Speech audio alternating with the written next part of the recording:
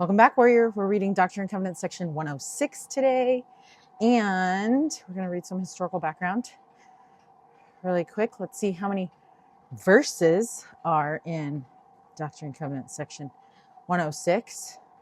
We have, oh, I love it, 8 verses.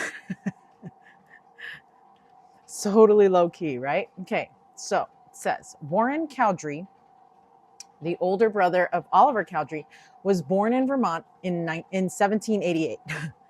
He later settled in Freedom, New York, approximately 80 miles from Palmyra, through Oliver's involvement with the Book of Mormon. Warren had the opportunity to read a proof copy of its printed sheets. Okay, that's cool. 4 years later, in March 1834, Joseph Smith and Parley P. Pratt traveled east looking for recruits for Zion's camp. On this trip, they stopped to see Warren and preached the gospel to many. Their message was well received, and 30 to 40 people were baptized. This is most likely when Warren Cowdery was baptized. Joseph was impressed with Warren Cowdery.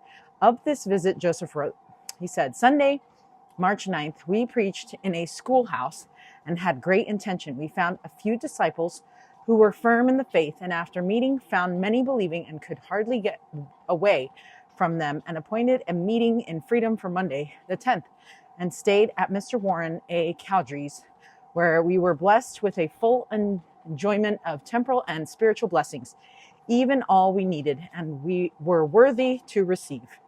Oh, how cute. And quote, Joseph Smith, History of the Church. So now that a new branch was organized called the Freedom Branch, who was to preside. A few months later, in November 1834, Joseph received the following revelation, calling Warren Cowdery to be the leader over the new branch in Freedom, New York. How cool. It's just cool to see like how things get set up in a new place, right? Because yeah, there was like 30 to 40 people who got baptized. So now we need like to set up a meeting, right? All right, so the preface says, revelation given through Joseph Smith the prophet at Kirtland, Ohio, November 25th, 1834. This revelation is directed to Warren A. Cowdery, an older brother of Oliver Cowdery. Okay, and did you see that? When the revelation came, it was November 25th of 1834, but it was March of 1834 that people were baptized. So it wasn't for a while, right? Sometimes we get all crazy about, oh, we just did this and we have to do this like immediately, right? But even then, it took time to set things up. And so there's no need to like shame people when they're not doing things super fast, right? Okay, so this is the revelation. It says, it is my will that my servant Warren A. Cowdery should be appointed and ordained a presiding high priest over my church in the land of freedom and the regions round about, and should preach my everlasting gospel and lift up his voice and warn the people, not only in his own place, but in the adjoining counties, and devote his whole time to this high and holy calling, which I now give unto him, seeking diligently the kingdom of heaven and its righteousness, and all things necessary shall be added thereunto. For the laborer is worthy of his hire. So imagine being baptized for only a few months, then being called by the Lord to preside over a whole branch, right? So that was his reality. So he was now given the responsibility of overseeing spiritual and temporal well-being of saints in freedom. Something that I wonder, though, is between March and November are March, April, May, June, July, August, September, October. Okay, so there's 8 months between them. I could have done math, but I'm very bad at math. And if you are currently baptized, right, what are some thoughts that you might have after being baptized into the Church of Jesus Christ of Latter-day Saints? That if nobody else in the area, if you don't have like a ward to meet in, and if there's only 30 or 40 people that were baptized, what would some of those thoughts be? And something I was thinking about was, well, I would think about like, hey, when are we going to meet again to like talk about Jesus? or talk about the Book of Mormon, or when are we going to meet again, right? Because I know that we're used to meeting up in these latter days, right? That's what we do. We meet on Sunday, we meet during the week, we meet, right? And when we gather together, 2 or 3 in the name of the Lord, he is there, right? So that's what we know. And so if we just got baptized and there's no meeting house, there's no church to go meet in, there's no activities throughout the week, no nothing, like what are those questions? It's like, hey, when do I get to see my brothers and sisters in this gospel, right? And yes, I think they had tons of stuff that they could be doing. It wasn't like we needed to invent more things for them to do, because they were like doing laundry by hand, and that alone would take me all week. You know what I mean? So it's not like these people had like tons of time either, right? And then they're farming. That would take me all week. Like, I don't see how these people did anything, honestly. Because when they say that Emma wrote hymns, I'm like, when did she do this? And was she Relief Society president? And when did they organize themselves? Anyway, it's just like, I don't even have the capacity to understand how their time worked, right? Because I'm like, there's zero time for all of this. I'm building houses, and anyway, it's just like, I'm like, time was different back then, probably. So anyway, I was able to think about this for a bit, and it's just like, maybe he thought, hey, what can I do to help the Lord, right? And I think that is how the revelation came, because usually it is questions, or usually they are questions that we are asking the Lord in prayer, that then the revelation comes, right?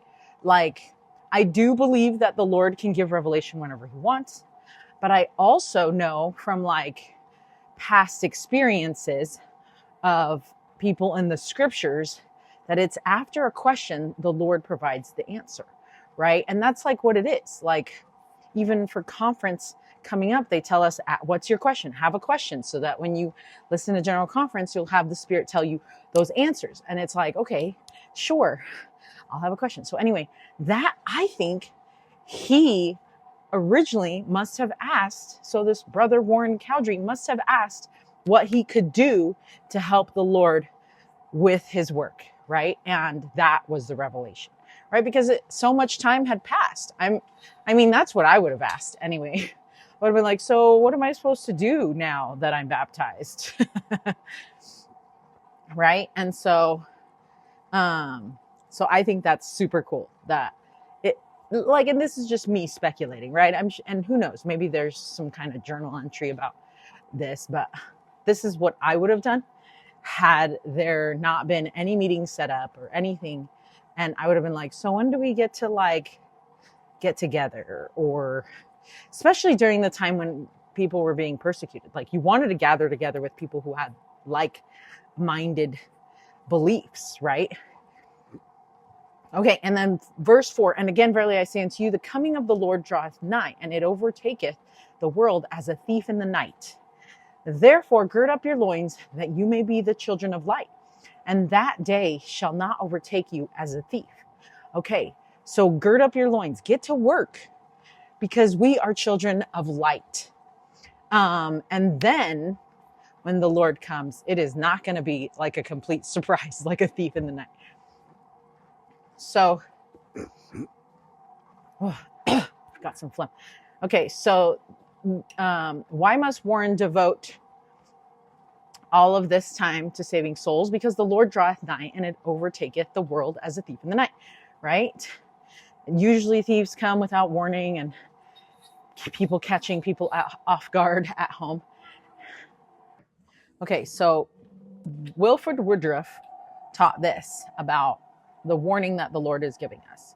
We are living in a late age. Although it is true there are a great many vast and important events to transpire in these days, but one thing is certain, though the Lord has not revealed the day nor the hour wherein the Son of Man shall come, he has pointed out The generation and the signs predicted as the forerunners of that great event have begun to appear in the heavens and on earth, and they will continue until all is consummated. If we, as Latter-day Saints, want anything to stir us up, let us read the Bible, Book of Mormon, and the Book of Doctrine and Covenants. They contain enough to edify and instruct us in the things of God. End quote. Ooh, I love that. We need to read the Bible, the Book of Mormon, and the Book of Doctrine and Covenants to instruct us in the things of God. That's super awesome. Oh, let me continue. Sorry, it's like a continuation. I thought it was like the end, but here's the finishing the quote. You will find numerous predictions in regard to his coming, such as, I come quickly, I come at an hour ye think not. My coming is at the door. I come as a thief in the night. I come in an hour when ye are not looking for me. And blessed is he who is looking for the coming of our Lord and Savior Jesus Christ. I say that throughout the whole of the scriptures, the Old and New Testament, the Book of Mormon, and the Book of Doctrine and Covenants, the second coming of the Lord is frequently referred to. And has the Lord promised these things without intending to fulfill them? No, he has not. They will be fulfilled. End quote. Oh, excuse me. I love that. Wilford Woodruff, Preparing for the Second Coming, Teachings of the Presidents of the Church. Wilford Woodruff, chapter 24. Okay, and then Elder Richard L. Evans told a story of a time he asked President Woodruff when he thought the second coming would be. I don't know why I have so much fun. He says, I recall a reported statement attributed, as I remember it, to President Wilford Woodruff. Some of the brethren of his time are said to have approached him and to have inquired of him as to when he felt the end would be. When would be the coming of the Master? These, I think, are not his exact words, but they can convey the spirit of his reported reply. I would live as if it were to be tomorrow, but I am still planting cherry trees. End quote. How cute is that? Right? Elder Richard L. Evans, April 1950 General Conference. So, what do we need to be doing? We need to act as if the Lord is coming tomorrow, but we can still plant seeds of anything, right? I think that's so good. And then President Russell M. Nelson recently taught this. He said, we do not know the day or the hour of his coming, but I do know that the Lord is prompting me to urge us to get ready for that great and dreadful day, end quote. President Nelson, amazing. President Russell M. Nelson, Confidence in the Presence of God, April 2025 General Conference. Now, are we reading the General Conference talks from April 2025 so that we could prepare for October 2025 this week? I'm almost done reading all the talks. It is totally possible, obviously, if you throw it on double speed or triple speed to start and finish even the whole talk, like the whole conference in any of these days. But we're going to space them out a little bit more. I think I have like 4 today, 5 tomorrow. I can't remember how many. And then maybe 5 more on Friday. But anyways, I was kind of slow at keeping up. And so I have a few to catch up on. But I'm super excited for General Conference coming up. Okay, verse 6. And again, verily I say unto you, there was joy in heaven when my servant Warren bowed to my scepter and separated himself from the crafts of men. Therefore, blessed is my servant Warren, for I will have mercy on him. And notwithstanding the vanity of his heart, I will lift him up inasmuch as he will humble himself before me. And I will give him grace and assurance, wherewith he may stand. And if he continue to be a faithful witness and a light unto the church, I have prepared a crown for him in the mansions of my Father. Even so, amen. That is the coolest, right? Okay, so beware of vanity. So Elder Uchtdorf explained the importance of removing vanity in these words. He said, instead of worshiping God and loving our neighbor, we reveal the real object of our worship and love, the image we see in the mirror. Pride is the great sin of self-elevation. It is for so many a personal ramiumptum, a holy stand that justifies envy, greed, and vanity. end quote. President Dieter F. Uchtdorf. Pride and the Priesthood, October 2010 General Conference. And church historian Susan Easton Black explained one incident when Warren's vanity was displayed. Okay, let's read this. Quote, Warren's position as a high priest over the Freedom Branch led him to boast in his priesthood power. In September 1835, he wrote a letter that was derogatory to the character and teaching of the 12, and the 12 countered with a charge against Dr. Cowdery for his unchristian conduct. Warren admitted that he was wrong and was willing to publish that they, the 12, were not in the fault. His public apology was accepted, end quote. Susan Easton Black, Who's Who in the Doctrine and Covenants, page 78.